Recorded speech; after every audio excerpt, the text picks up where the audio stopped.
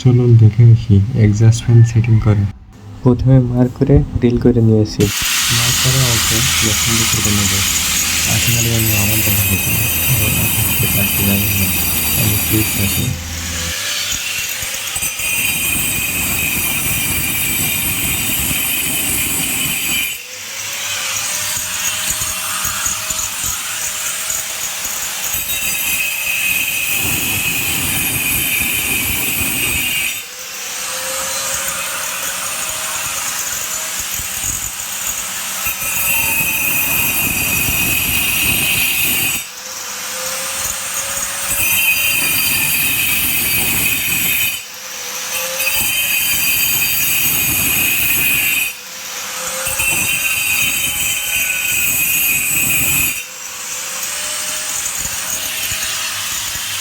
বাইরের side deal করা আছে, এবার কাটতে হবে।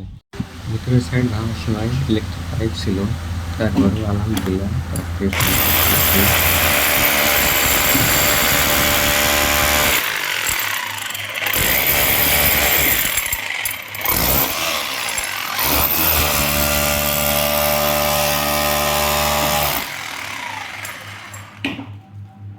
দেয়ালটি ভাঙার পরে ভিতরে তারের অবস্থা।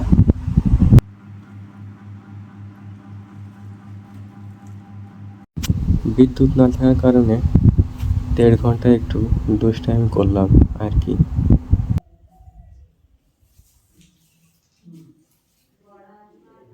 ফাইনালি বিদ্যুৎ আসার পরে কাজটি কমপ্লিট করলাম। কেমন হয়েছে অভিজ্ঞদের পরামর্শ চাই।